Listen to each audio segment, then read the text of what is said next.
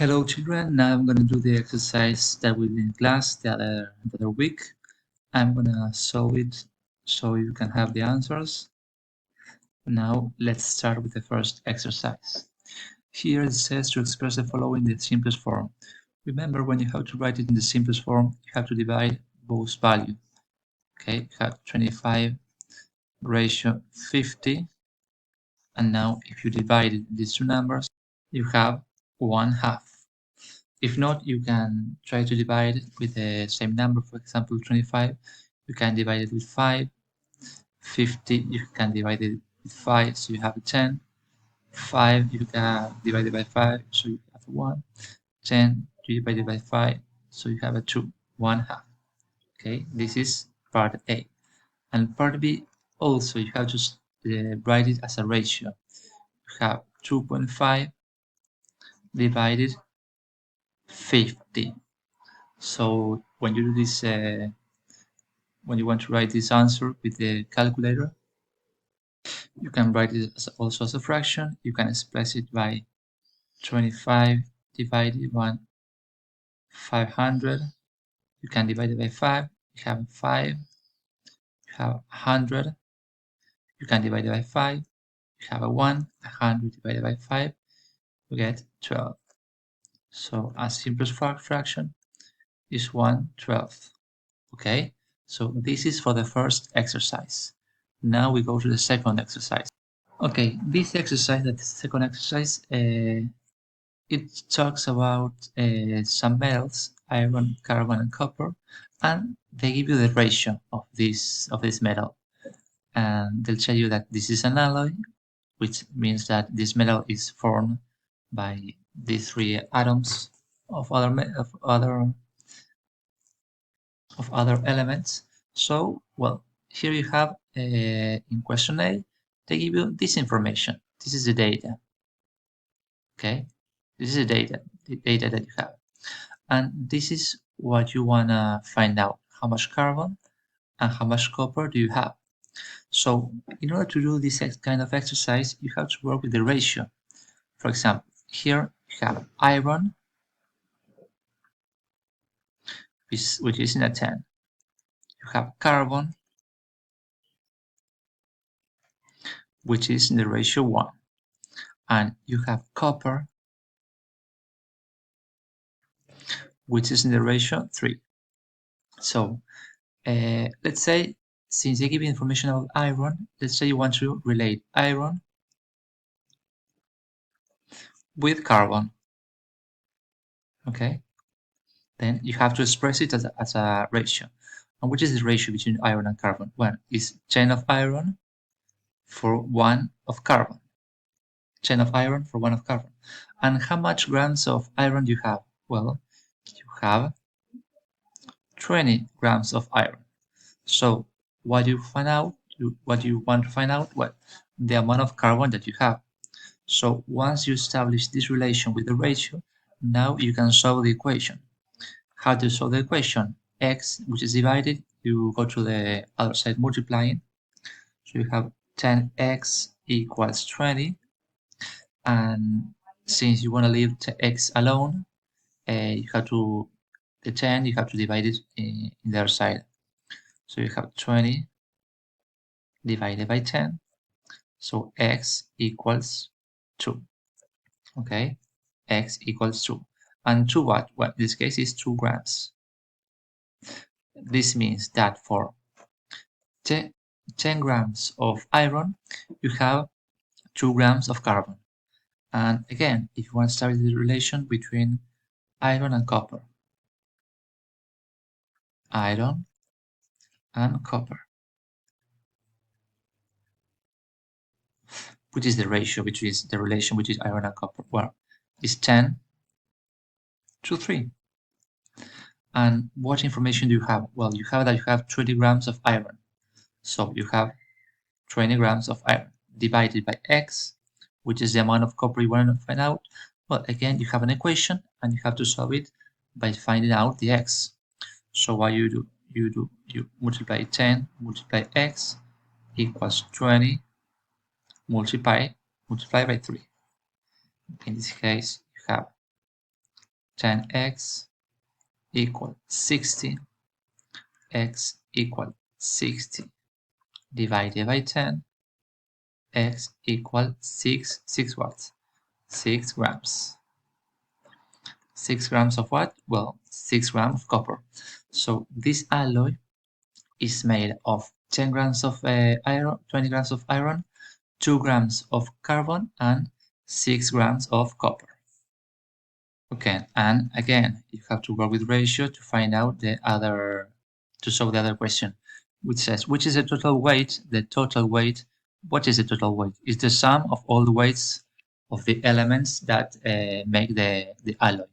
Okay, what is the total weight of the alloy if you measure 10 grams of copper? Again, you have to establish this relation with copper, with the rest of the elements. Let's say, for example, again, you want to establish a relation between iron and copper. Okay, which is the relation between iron and copper? Well, iron you have a 10, and copper you have a 3. And which is the information you have? You have that you have 10 grams of copper. 10 grams of copper, and they ask you how much iron you have. That means which is the relation between the 10 grams of copper and the amount of alloy that you need to maintain the ratio 10 to 3. So now again, this is an equation. What you do, the 10 here is divided, so you have to go to the other side multiplying. 10 multiplied by 10 divided by 3 equal x. 100 divided by 3 equal x. And you have 33.3 grams of iron. Okay, this is the x. 33.3 grams of iron. And again, you have the relation between carbon and copper. You have carbon and copper. Which is the ratio between carbon and copper? Well, the ratio is 1 to 3. 1 to 3. Again, how much copper do you have? You have 10 copper. How much carbon do you need? Well, you need a certain amount so as to maintain this ratio, this relation. So the 10, which is divided x, goes to the other side multiplying. So you have 10 divided by 3 equal x. And this is 3.33 grams of carbon. Okay, so again, which is the total weight? Well, total weight is the sum of all the weights. You have 33.3, you have 3.33, and you have 10. So the total weight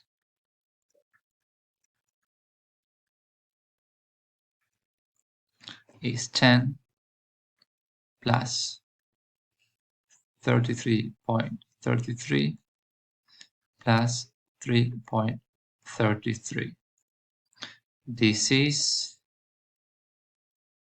46.66 grams. Okay, this is the total weight. Now here you have the exercise about Mickey and the famous cakes. So here also you have a relation between the pounds of sugar, the pounds of flour, and the amount of eggs. Okay. Sorry, the ratio is here.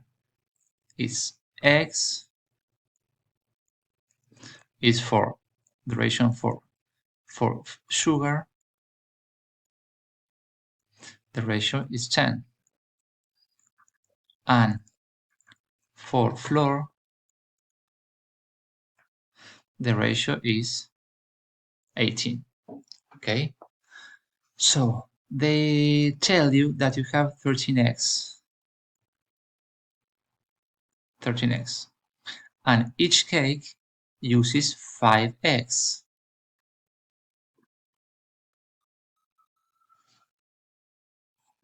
Okay, so if you have 13 eggs and each cake uses 5 eggs, how many cakes can you make? Well, the answer is how many cakes can he prepare? Well, the answer is pretty easy. Well, if he has 13 eggs and each cake uses 5 eggs, then how many cakes he can prepare? How many cakes can he prepare?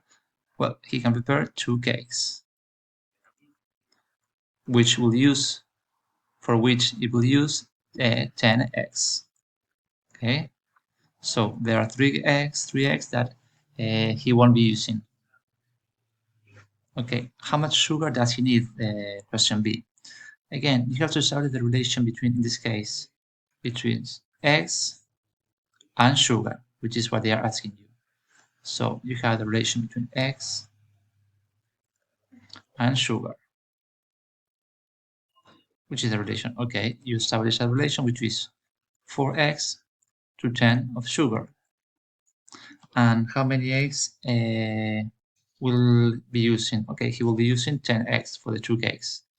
And then here you will know how much sugar you need, because remember that in ratio you have to maintain the same ratio, the same relation, 4 to 10. Well, now you have 10 eggs. How much sugar do you need to maintain the same ratio?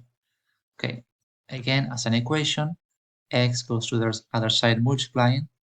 For x equals 10 multiplied by 10. For x equals 100, x equals 100 divided by 4,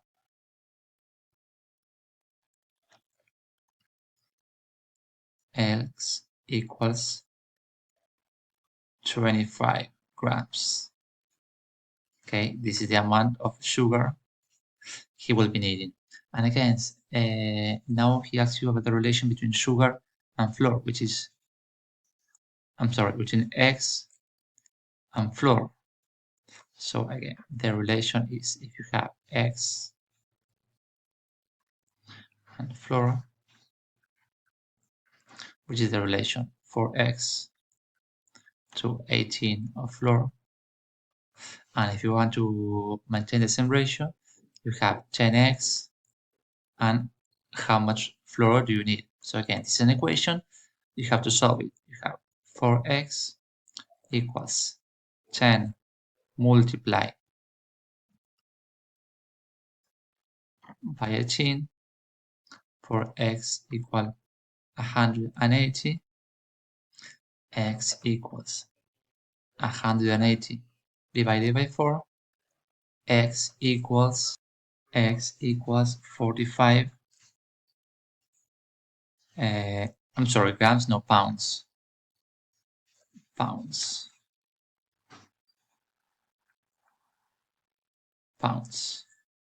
25 pounds. Okay.